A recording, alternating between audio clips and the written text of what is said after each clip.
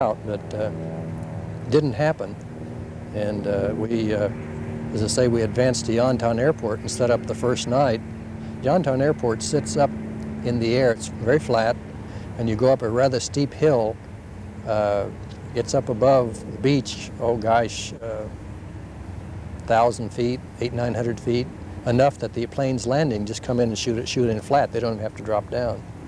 And in fact, the first day when we set up on Youngstown, I had gone out to the little woody area to go to the bathroom, and while I was there, I heard all kinds of small arms fire, Tommy guns, BARs, M1s, even some pistols, I think. And I thought we were being attacked, and I'm out here with my pants down. But while I'm trying to get myself together, a NIP plane comes in and makes a turn right over me. And honest to God, he was no more than 100 to 200 feet above me, and the sun, that rising sun, was as big as a barn, and he landed on the airport. And before I could get to my drawers up and to the top of the hill, he'd gotten out of the plane and they just shot him. They just cleaned him out. And we spent the rest of the day trying to get souvenirs off the airplane. I was in the cockpit trying to break out the instruments. We were souvenir hounds from the word go, so anytime there was a chance for a souvenir, we went after it. Had there been other planes on the field? No, it was empty. And so it was, I think that we took it so quickly that the NIP didn't know, the pilot didn't know that we had taken it. And he apparently didn't hear the small arms fire that was after him. But, or maybe he didn't care, But he sure landed the plane right out in the middle of the airport and got out. And what time of day was it? Well, it had to be mid-afternoon, or it was before dark. It was probably mid-afternoon or a little later. So the landing having gone about 8 o'clock, yeah. It had been a day's movement inland. Yeah. For the mile and a half, you say, or? It was, maybe it was 2 miles. I really don't know. But we would have moved cautiously anyway, even though we were unopposed. We weren't going out at some sort of a route march. We were moving pretty cautiously, and we were moving in a line, in a typical line, which doesn't move as fast as a column anyways. But we were all glad that we'd gotten as far as we did. So did you hold that position for the evening? Was that? Yeah, we stayed there that evening, and the next day we started moving on further inland, and on the next night we set up just someplace that I don't know, but there was a little more fire, and we started getting some night activity, which we had been told that the Japanese were tougher at night than they were in the day. So we were all prepared, for the night activity. We could hear lots of gunfire going on. I don't know and we had some going on around us too, but it was not any big thing. But on the third night, about dark, the word came down that we were going to go behind the enemy lines, and we're going to cut the island in two. And that was a real, that scared us, because what they told us that we were going to go across the island, and that if anybody fell out, they were on their own. You just find yourself a good position and hold it, because nobody's stopping. And they also told us that when you get into the column, now we went across the island in column, and they said stay and keep your butt to your belly, because the NIPs will get in line with you and knife you. So we paid attention, and we walked. It was really a close march across, and we were. The flares kept going up. Oh God! Every 5 minutes, a flare would go up, and the whole column would hit the deck, and then get back up and go. And I assumed the flares were for areas where there was some night action going on, and they were, trying to illuminate the areas. But now, movement at night was not the norm in the Pacific battles. That's why we were absolutely shocked because anything that moved at night in the Pacific was killed. I mean, just shot. You never ask a question, you just shot it. And for us to take off out through the boondocks at night, we thought was the most crazy thing we ever heard of in our whole life. And we didn't understand what it was all about, really. But it was the 3rd Battalion, 7th Marines, that did the walk. Colonel Hurst, Hunter Hurst, was the battalion commander, and he was leading it. And I think Item Company, which was my company, was the first company. And then we had either L Company or some special weapons outfit behind us, and then K Company was behind them. And the reason I know that is because on the way across the island, contact was lost. The special weapons couldn't keep up, and they lost contact. And K Company took a wrong turn, and they took off at a Y from us. We got across the island probably, I think it must have been 25 or 30 miles. Pretty tough walk. We got there in the early morning hours and put up right on the beach by an old sugar mill.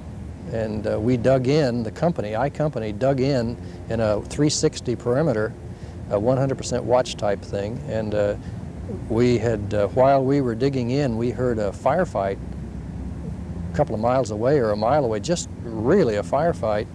And the word came that K Company had gotten separated. And we found out the next day they had in fact run right smack dab into an ambush on a road that had was like a draw. That had the high walls, and the Nips just had it zeroed in, and they chopped them up pretty bad. But that night we had come across that island unbeknownst to everybody, and that night about early in the morning, 2 or 3 or 4 o'clock, some Nip soldiers came waltzing down the trail, and they were drunk. They sounded like they were drunk, so everybody just let them get up in front of our lines, and then we just took them out. But that was the only activity we had that night. The next morning, though, we did get up to go relieve K Company, and we were heading up early in the morning, 6, 7 o'clock in the morning. We were heading up a road towards where they were, because they had been spotted. The Marines knew where they were. And as we were going up the road, one of our Piper Cub spotter planes came over, and by God, in about 5 minutes, we started getting artillery from the Marine artillery. He apparently didn't know we were over where we were, and he thought we were Nips, and he's called in the artillery. And I'm telling you, that artillery hits and big pieces of it go spronging off. That's pretty damn scary. How long did the artillery come in before it was called away? We probably were under fire for 10, 15 minutes, and the word got through. I think that they could have heard the lieutenant or the captain screaming without a radio. But anyway, K Company was cut up pretty bad, but we never did. We got over to where they were, but they had, the Nips had shoved off, and so they were okay. They were a lot of wounded around, but anyway, that was the that little maneuver was like on the 3rd day, I guess. And then I think after that, the Marines' objective was the north end of the island, so we headed north. And we went north. The north had, there were some combat patrols, and there was some firefights, and there were some Nips that were holed up that had to be taken out. But we considered it to be a piece of cake because it was just not that much action. And we stayed north then for, gosh, about 3 weeks, I guess, 3.5 weeks or 4 weeks. And along about the 1st of May, we heard that the Army was getting the devil kicked out of them down south, because that's where the Nips apparently had decided to defend the south. So they brought trucks up and took us south. And we went, let's see, don't know where we went south to, but it was down, just on the north side probably of Dakashi Ridge, I'm not sure. But something that happened up north that we thought was kind of cute. There were Okinawa natives on the north end of the island, so we saw those people, and they were, they were just civilians. They're pretty little people. But one day, a fellow named Smokey Hopkins came back into our little encampment area, and he had a stick, and he was just beating the hell out of this little old Okinawan woman who had a shawl up over her head and was just stumbling along, and we were ready to stick him. And it was Pappy Sizemore dressed up in a kimono and a thing over his head that they'd come back just to get us, just to set us up.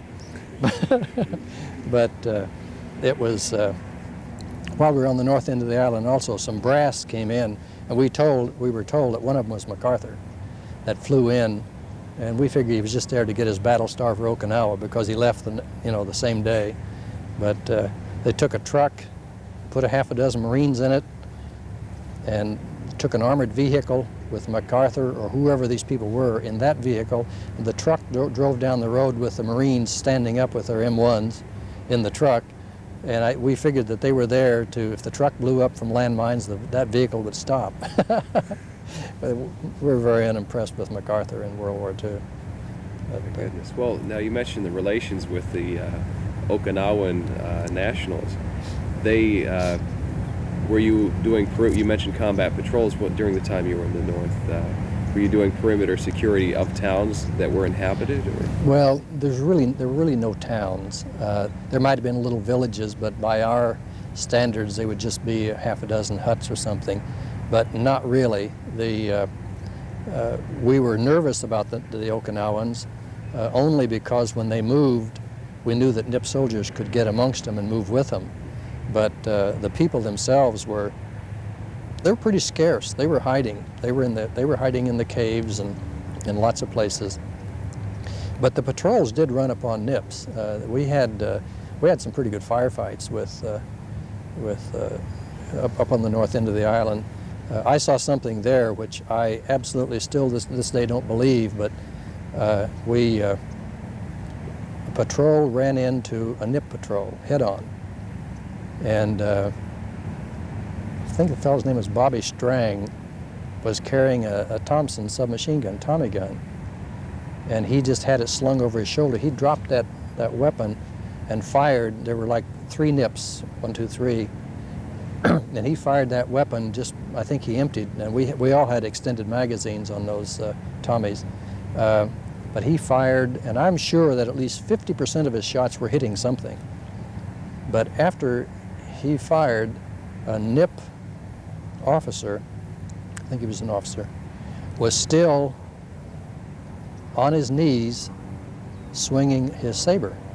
And a Tommy gun can knock you down if it hits you in the arm or the hand. But that son of a gun was, he must have had 5 or 6 or 8, I don't know, 45s in him, but he was still on his knees swinging that saber. That gave us cause to pause because we didn't really realize that if they were juiced up, we didn't know what would have caused that, or just their nature. But that gave us a lot of time to think about why didn't that guy go down. But he was dead, I think, but he's still swinging that saber. But anyway, that was about the extent of the stuff that happened on the north end. Just patrol action. Yeah, we stole some 10-in-1s from the Army, and had for the first time. We never knew what a 10-in-1 ration was, but we had ham and sweet potatoes and stuff, a little different than sea rations. Well, what had you been eating prior in the seas? Just sea rations.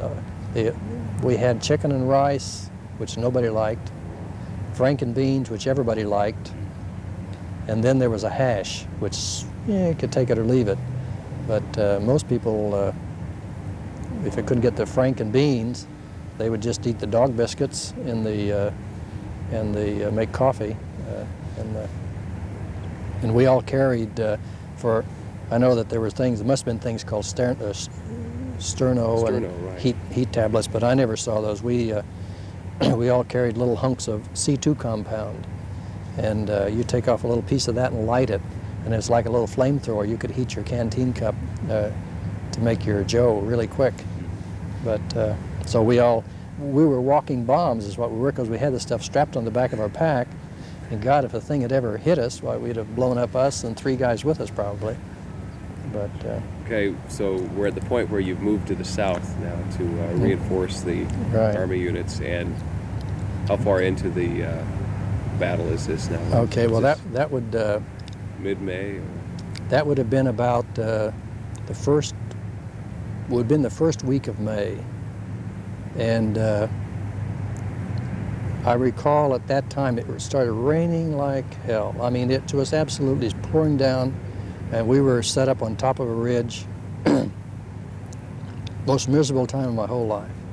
It was cold. It must have been in the at least low 50s, raining. Foxholes were full of water. We spent 24 hours a day bailing them out, just put the poncho over our shoulders with our head stuck out and just try to run the water out. But we were just cold and miserable. But at the same time, from where I sat, I could look out and see the Navy just getting kamikazed all over the place. I mean, you just watch LSTs that were pulled up for unloading just being blown apart. But I remember that even with that, I said, I envied those Swabbies because they had warm food and a warm bunk, and I would have traded places with them, even though they were getting blown out of the water. But we had some miserable, the rains were miserable in Okinawa. They were miserable early, and they stayed with us a long time. At one time on Okinawa, nothing was moving except men, and they were moving in mud up to their calves or knees, and you couldn't get your damn feet out of the mud when you put them in. Even the amphib tractors, they moved. The amphib tractors were moving around, but tanks couldn't, trucks couldn't, and so men had to carry all the supplies and stuff like that. It was miserable. Did it create a real lull in the movement toward taking the island? Yeah, the rains, when things got that muddy, there could be no big movement, so you just had night skirmishes. One of the things about the Japanese, seemed to me like their major activity was always at night. At least that's the part that I recall as being the most scary, the most serious, was at nighttime. And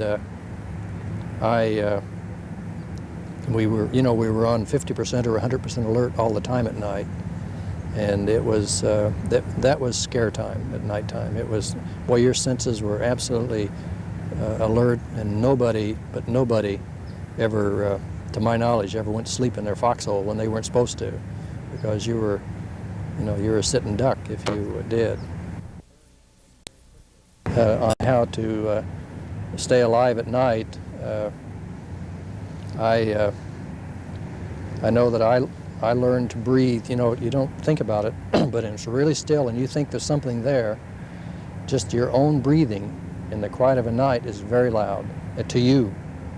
And I learned to breathe with my mouth open and taking shallow breaths through the mouth, and it's absolutely dead silent. You don't get any wind noise at all. Those are things that we're still not on tape, are we? We're still loading. Oh, yeah.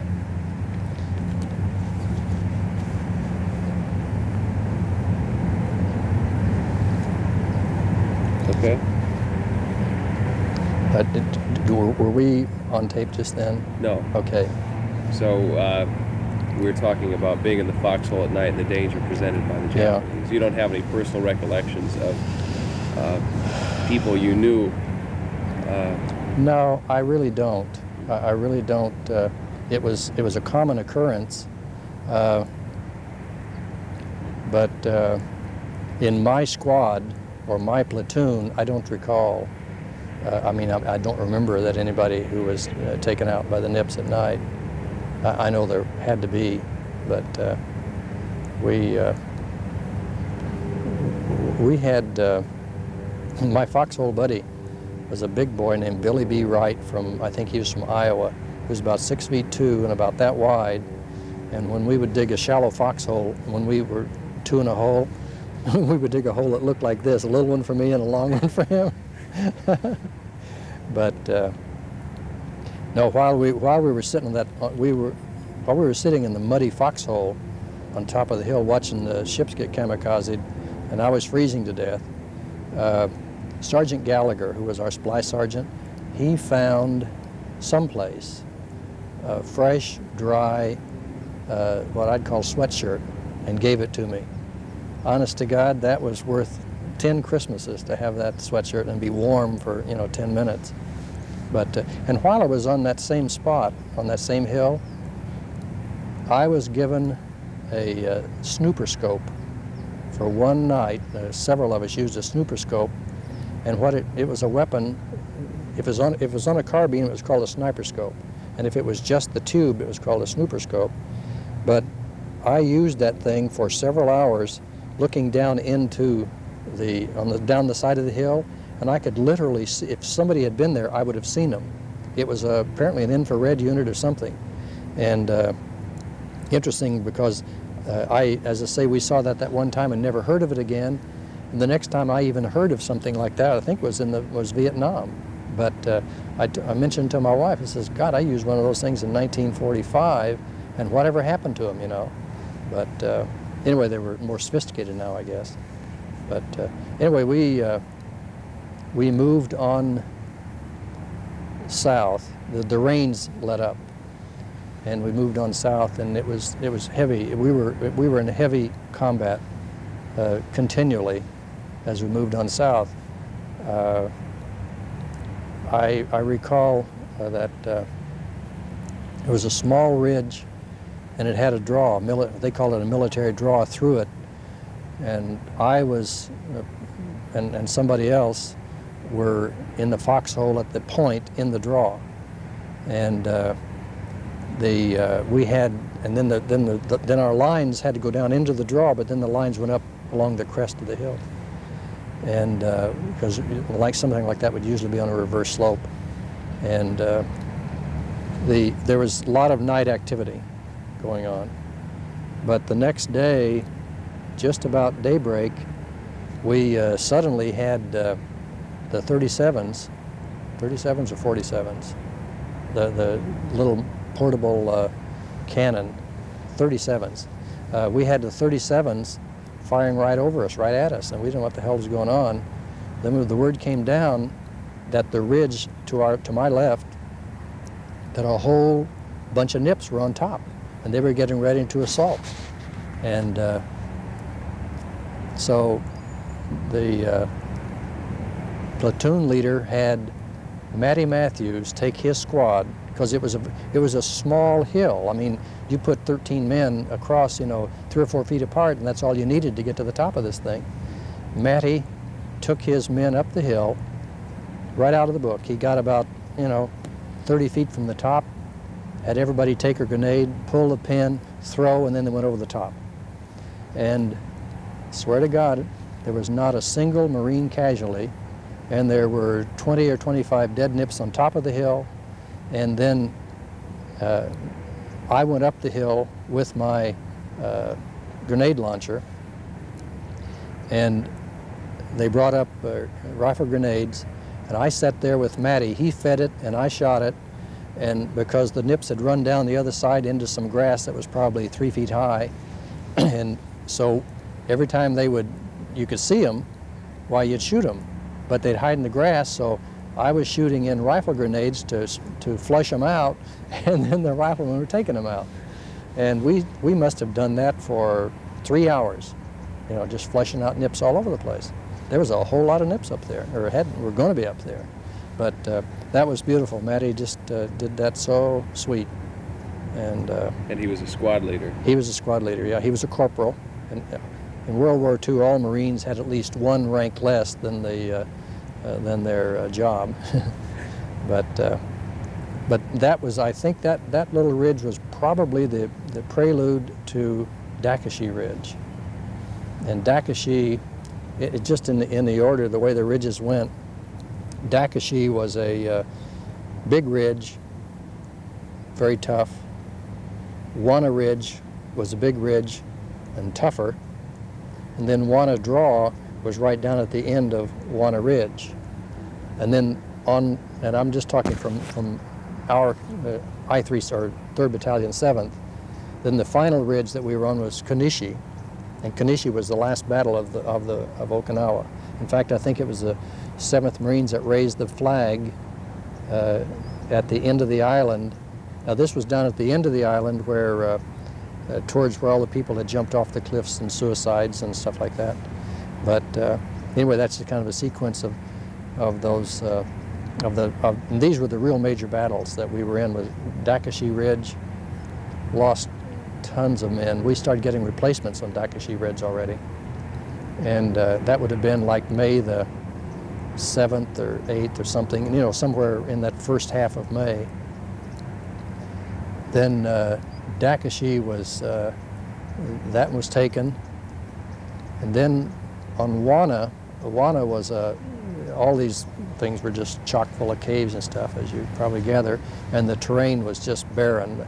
So many bombs and flamethrowers and stuff, bombs and the big guns from the Navy had just devastated the landscape.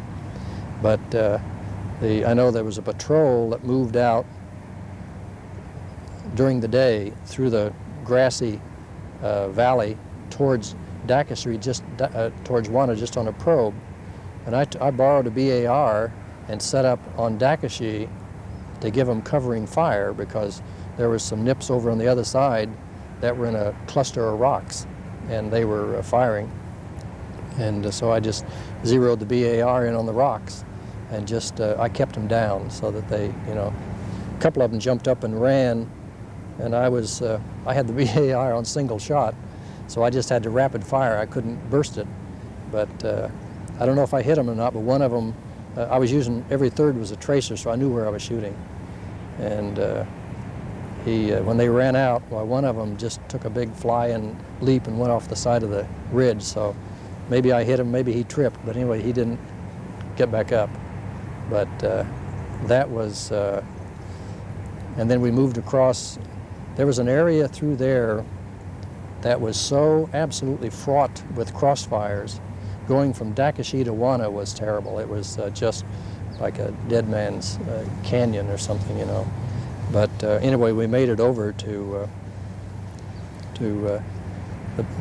Wana, and I was on my company, I-37, was the very right flank. We were close to the ocean. Got to remember, all these ridges ran down to the ocean.